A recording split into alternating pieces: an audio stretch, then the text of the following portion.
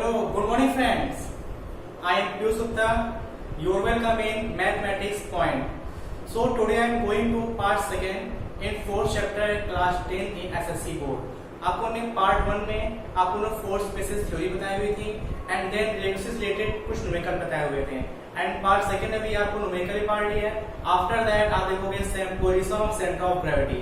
Okay, अगर आप लोग नए हैं चैनल में, आप लोग मेरा चैनल सब्सक्राइब कर लीजिए. ओके, तो लेट्स स्टार्ट. ओके, देखते हैं from Selina book question number 14 number from Selina book है क्वेश्चन नंबर 14 में ये क्वेश्चन में ये आपको डायग्राम में so uniform metre rule weight 100 GF pointed at centre means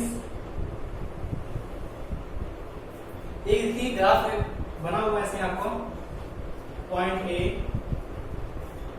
point B this is pointed point O weight is 150 GF force applied and in B weight 250 GF applied and distance from A to pointed point is 40 centimeter. Okay, and distance from pointed point and between B is 20 centimeter.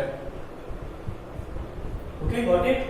तो question given है so uniform metre rule weight 100 gram farad pointed at centre.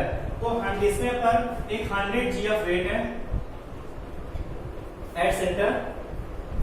Two weight 150 GF and 250 GF hangs from the position A and position B and OA is 40 centimeter and OB is 20 centimeter.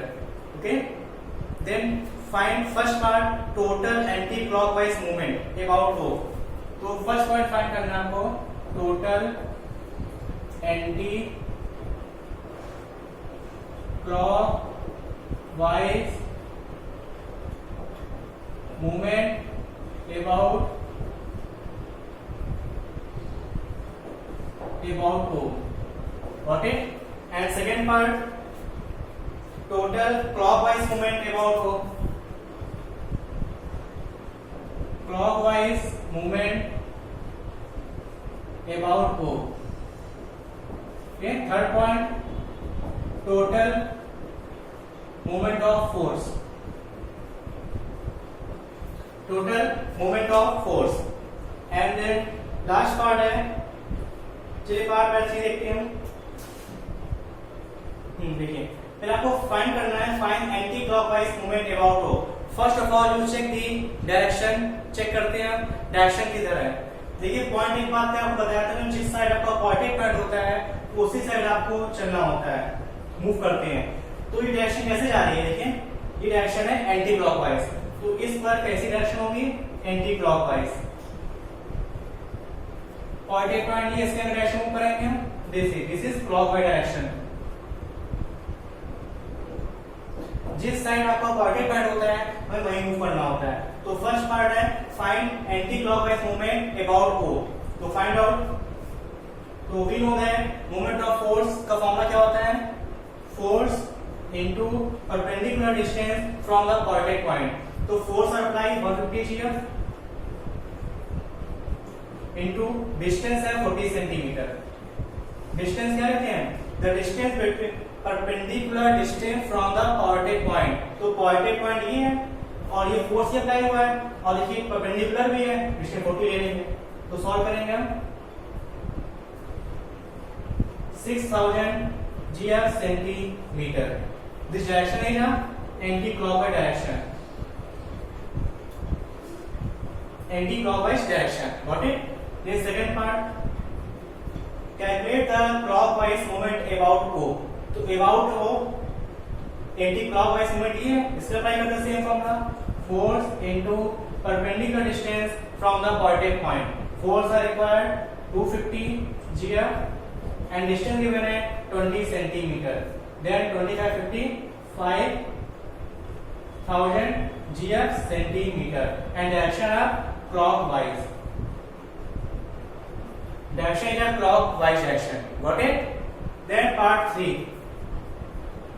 Part 3 question saying find the total moment of force. Total moment of force in the sense resultant force find करना है. I told that if one direction is clockwise and one direction is anti-clockwise, then find total moment of force. Both are subtracted. Okay आपको बताया हुआ था हमने, अगर एक clockwise है एक एंटी क्लॉकवाइज है, दोनों मोमेंट ऑफ फोर्स को क्या कर देते हैं, सब्ट्रैक्ट कर देते हैं. और अगर एक क्लॉकवाइज है अनदर क्लॉकवाइज है तो ऑलवेज ऐड करोगे आप.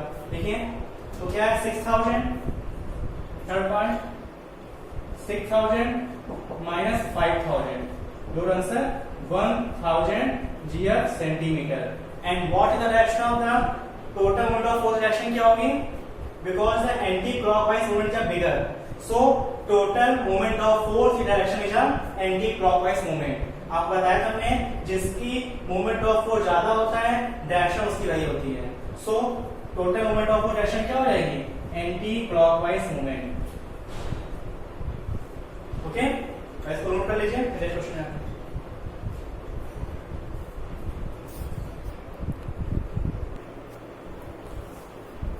Then question number 16. So question number 16 are saying a uniform half meter rule. Half meter rule that means जो रूल है वो आपका हाफ मीटर का है. हाफ मीटर में कि 50 सेंटीमीटर, क्योंकि जो रूल है वो हाफ मीटर है. हाफ मीटर मतलब होता है 50 सेंटीमीटर. अगर लिखा होता है यहाँ पर मीटर तो 100 सेंटीमीटर लेते हैं. लिखा वो हाफ मीटर तो मैंने कहा आपको 50 सेंटीमीटर लेना है आपको. Then at the 29 centimetre mark, तो 29 सेंटीमीटर पॉइंटेड पॉइंट है. 29 सेंटीमीटर पे क्या है? पॉइंटेड पॉइंट है. When mass 50 gram hang from one side, तो एक 20 ग्राम का मास जो हैंग कराया गया है. आपको हमने बताया था जब भी कोई आपको मास हैंग कराना है हमेशा वो लास्ट में हैंग कराओगे, मीन 100 पर और 50 पर. तो 100 तो दिए नहीं है, 50 पर है तो 50 पर हैंग करा दीजिए 20 ग्राम. और इसका बैलेंस पॉइंट कहां पर होगा? तो बैलेंस पॉइंट होगा इसका हमेशा 25 पर.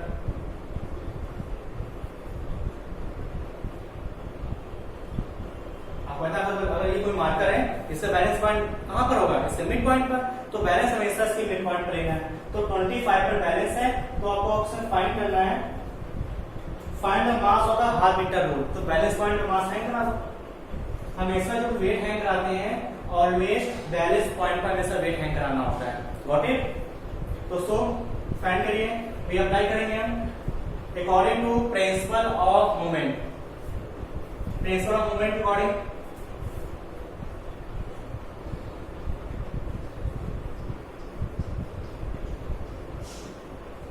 क्या फॉर्मूला पढ़ा था आपने?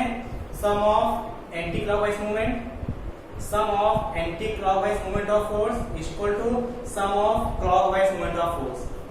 तो दिस डायरेक्शन है क्या? Anti clockwise, this clockwise. तो F इनटू डिस्टेंस क्या होगा इसकी? 4 centimetre equal to 20 into distance. Distance 50 minus 29 21 centimetre. जो 4 5 जा 20, F इक्वल टू 5 1 जा 5 5 2 जा 10, 150 GF. सुनने गया आपको क्वेश्चन? तो आपको जो भी मूवमेंट ऑफ फोर्स में आपको मेन डायग्राम, अगर आपको डायग्राम बना लिया तो मूवमेंट ऑफ फोर्स से क्वेश्चन बहुत ही इजी वे में सॉल्व कर लोगे. Got it? नोट कर लीजिए. नेक्स्ट क्वेश्चन देखते हैं.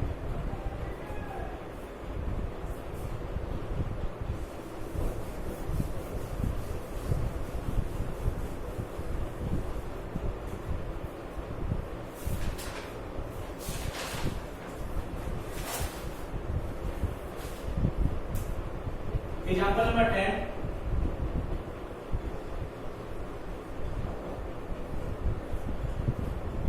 एग्जाम्पल 10 लिखा है ऑन अ सीसा 2 children mass 30 kg and 50 kg.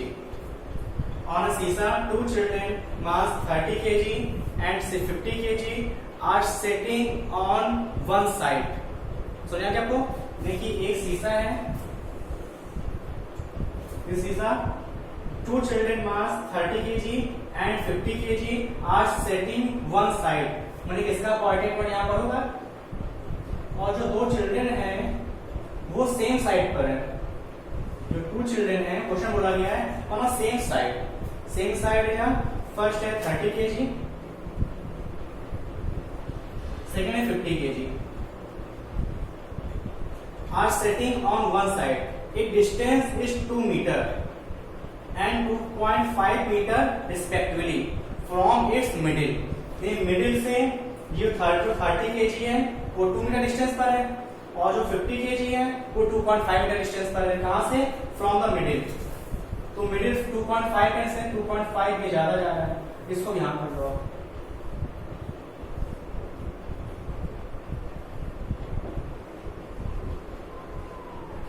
तो ये डिस्टेंस 2.5 की है यहां से यहां तक की, और डिस्टेंस आपको दी 2 मीटर दी गई है।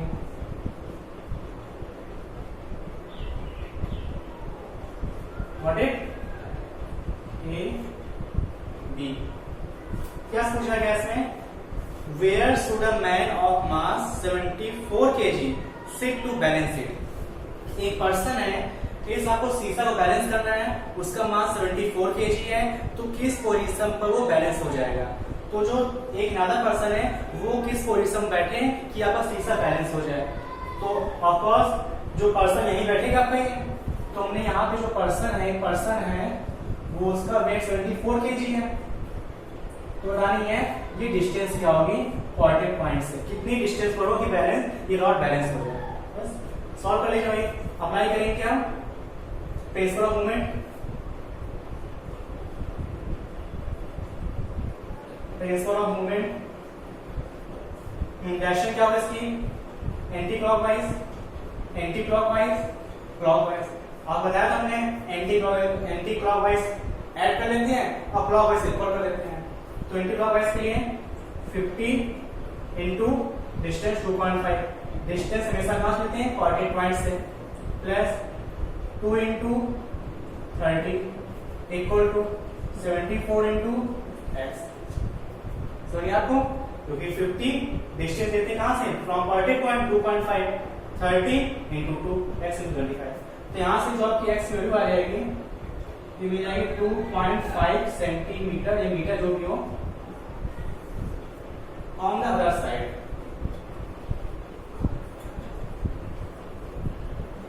On the other side. Okay, got it? तो नोट कर लीजिए नेक्स्ट क्वेश्चन में।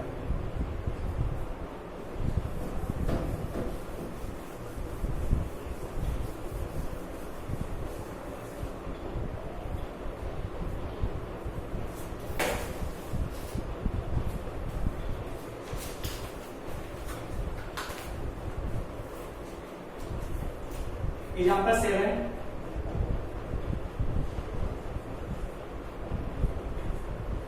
एग्जाम्पल 7 एक है आपको डायग्राम गिवन है,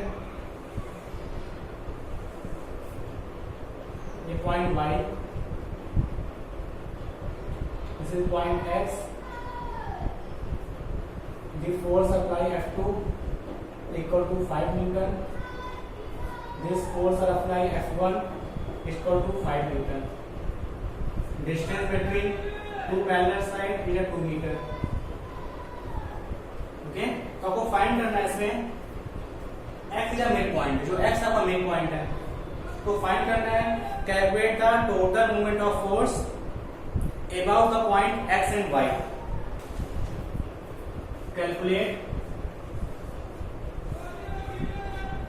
calculate total movement of force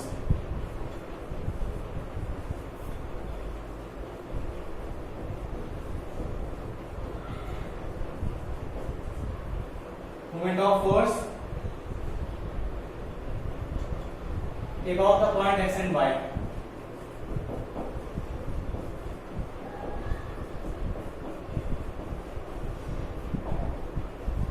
Calculate total moment of force above the point x and y।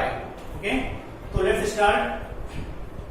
तो फाइंड करना है calculate total moment of force about x and y of the two forces,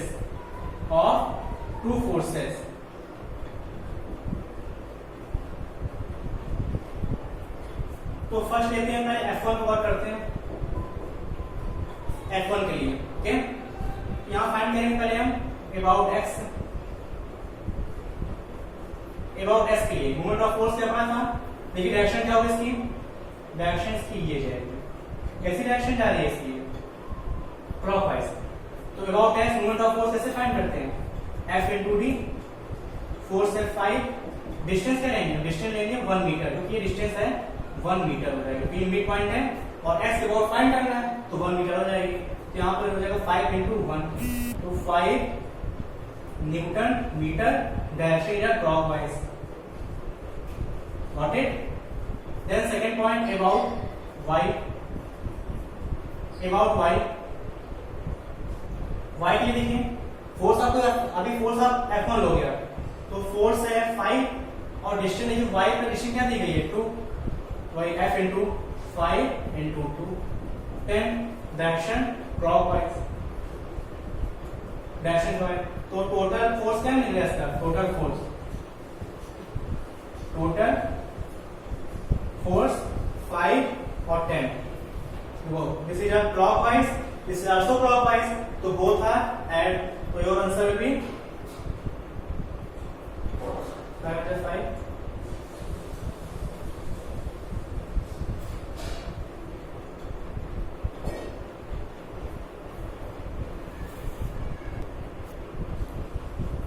ये अभी y बस निकाली हुई है, क्योंकि हमें अबाउट x चाहिए ना, तो अबाउट x आपने पहले f1 में निकाला, अब अबाउट x फाइंड करिए f2 के लिए, ठीक है।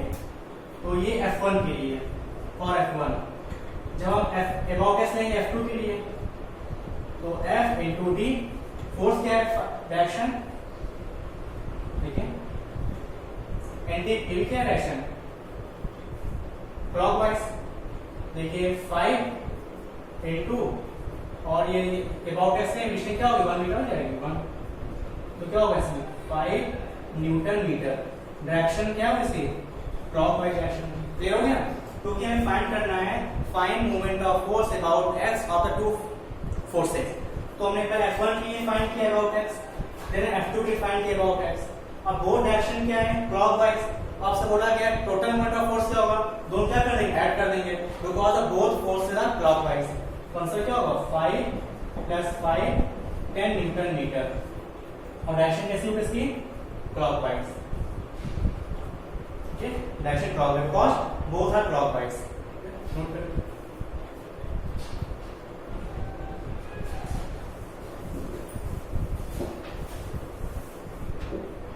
Then about y, about y की फाइंड करिए F1 में F into d, force about y के लिए है, ओके, फोर्स 5 into डिस्टेंस क्या दी गई y की 2 दी गई है, तो 10 newton metre, direction clockwise. Then F2 के लिए अगर फाइंड करो F into d, F2 के लिए फोर्स, और देखिए y पॉइंट यहाँ पर है, कोई डिस्टेंस दी हुई नहीं, क्योंकि यहाँ पर y पॉइंट ये दिया गया है, तो F फोर्स यहाँ पर है और कोई डिस्टेंस है नहीं, वहां पे 0 ले लेंगे, तो 0 न्यूटन मीटर, डायरेक्शन क्लॉकवाइज। तो टोटल फोर्स क्या होगा 10 plus 0 becomes 10 newton metre, direction है क्लॉकवाइज। नोट कर लीजिए। तो समझ गया आपको आ गया।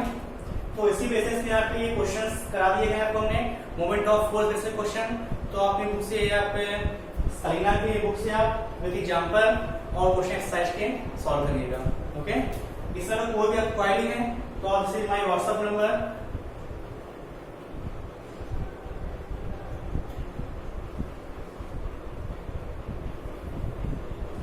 8924084359. So you can ask me problems. Okay, so got it? Note करिए।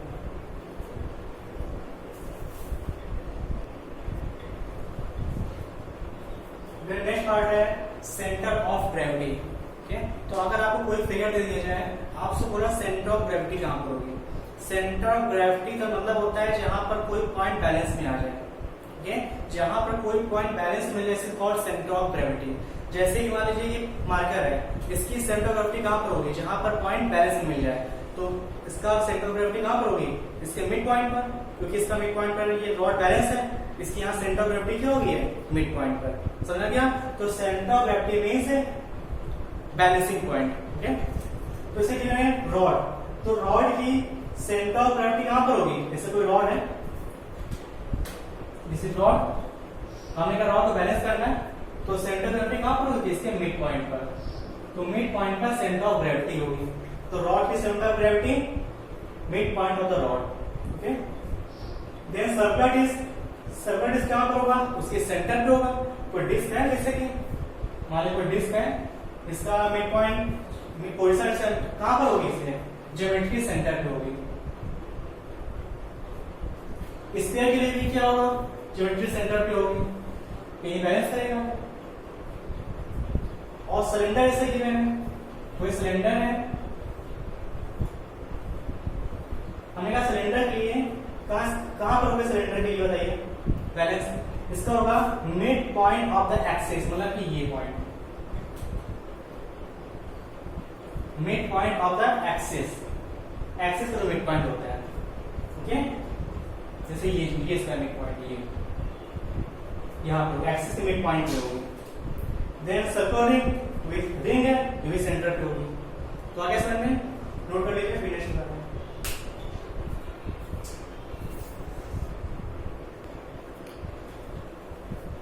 नेक्स्ट ऑब्जेक्ट है solid cone. So solid cone की position of centre of gravity at the height h/4 from the base. जैसे मान लीजिए कोई कोन है, कोन, तो कोन के बेस से जो इसकी हाइट होती है h/4, इसकी यहाँ पे सेंटर ऑफ ग्रेविटी होती है, देखिए यहाँ कहीं पे होती है सेंटर ऑफ ग्रेविटी की जगह। ठीक है, और जो हरो कोन होता है उसमें h/3 होती है। ट्रायंगल आप जानते हो जहां पर मीडियन इंटरसेक्ट करते हैं, कोई ट्रायंगल है, मीडियन इंटरसेक्ट करें, मीडियन इंटरसेक्ट मीडियन, ये जैसे मीडियन इसे बोला जाता है point of intersection median. Parallelogram आप भी जानते हो जहां पर दोनों के डायगोनल इंटरसेक्ट करते हैं, उसको बोलते हैं क्या है? जैसे कि मतलब कोई पैरेललोग्राम है, ये स्क्वायर है, ग्रीन ऑफ स्क्वायर रोम्बस कुछ भी हो, इसके लिए यहाँ पे इंटरसेक्ट करेंगे दिस पॉइंट, ठीक है, position of centre of gravity. Okay students, तो आपका ये चैप्टर 4 चैप्टर फिनिश हो गया है। तो आप इसके भी जितनी प्रॉब्लम्स है, एक्सरसाइज है, वो आप क्वेश्चन लगाइए। क्वेश्चन कोई भी इसमें क्वेरी हो, जिसमें व्हाट्सएप नंबर